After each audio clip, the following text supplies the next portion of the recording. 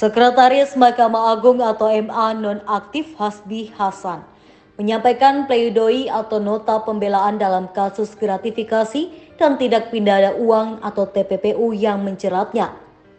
Hasbi menyinggung adanya standar ganda dalam pengusutan kasus di KPK. Hasbi lalu membandingkan kasus dugaan penerimaan gratifikasi yang pernah melibatkan Firly Bahuri. Saat masih menjabat Ketua KPK, Firly Bahuri memang pernah tersandung dugaan kasus gratifikasi berupa pembiayaan sewa helikopter.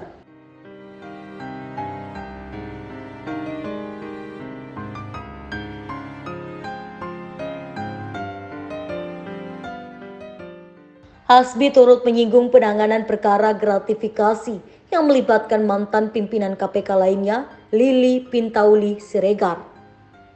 Saat masih menjadi wakil ketua KPK, Lili pernah terlibat dalam kasus gratifikasi berupa pemberian fasilitas tiket akomodasi dan menonton MotoGP. Sekretaris MA nonaktif ini lagi-lagi mengutip pemberitaan yang menyebutkan KPK tidak merespon kasus gratifikasi yang melibatkan komisionernya tersebut. Hasbi Hasan sebelumnya dituntut 13 tahun dan 8 bulan penjara. Jaksa meyakini Hasbi terbukti bersalah menerima suap 11,2 miliar rupiah terkait pengurusan perkara di MA. Hasbi Hasan didakwa terbukti secara sah dan meyakinkan menurut hukum bersalah melakukan tindak pidana korupsi secara bersama-sama melanggar pasal 12 huruf A Jangto pasal 18 Undang-Undang Tipikor Jangto 55 ayat 1 ke 1 KUHP Jangto pasal 64 ayat 1 KUHP sebagaimana dakwaan kumulatif ke satu alternatif pertama. Menyatakan terdakwa Hasbi Hasan telah terbukti secara sah dan meyakinkan menurut hukum bersalah melakukan tindak pidana korupsi melanggar pasal 12B Jangto, pasal 18 Undang-Undang Tipikor Jangto, pasal 65 ayat 1 KUHP sebagaimana dakwaan kumulatif kedua. Jaksa juga menuntut Hasbi membayar denda 1 miliar rupiah. Apabila denda tak dibayar, diganti dengan pidana badan selama 6 bulan. Jaksa juga menuntut Hasbi Hasan membayar uang pengganti sejumlah 3,88 miliar rupiah setelah putusan pengadilan Inkrah. Jika tidak membayar uang pengganti, harta bendanya akan disita. Jaksa mengungkapkan hal yang memberatkan tuntutan adalah Hasbi Hasan tidak mendukung program pemerintah dalam pemberantasan tindak pidana korupsi.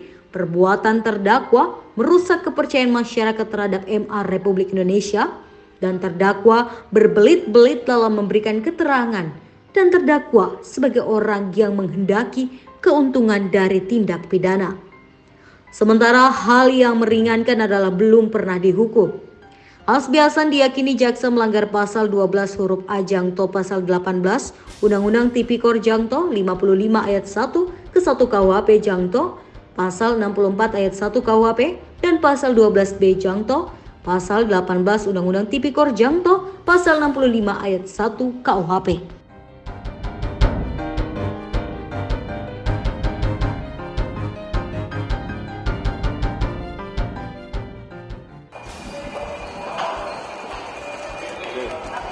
Dengan tergesa-gesa, Firly bergegas masuk ke ruang pemeriksaan di Tipikor Bareskrim Polri di lantai 6. Awak media bahkan tidak diberikan kesempatan untuk mengajukan pertanyaan kepada mantan pucuk pimpinan lembaga anti rasuah ini, sebab ajudan pribadinya dengan sigap menghadang para wartawan. Ini merupakan kali kedua Firly diperiksa sebagai tersangka.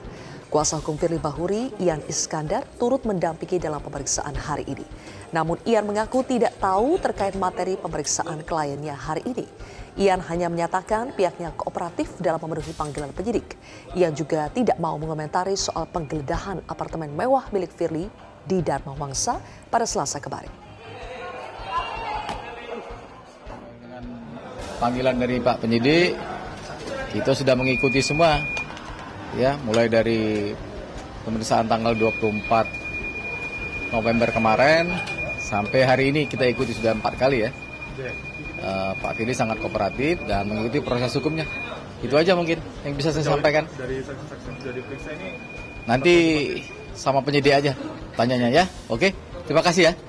Kalau materi pemeriksaan hari ini kira-kira apa? Kita belum tahu. Penggeledahan kemarin Pak, apartemen diduga. Nanti tanya sama penyidiknya ya, tanya sama penyidiknya. Ya, yang penting hari ini kita kooperatif memenuhi panggilan dari pihak penyidik.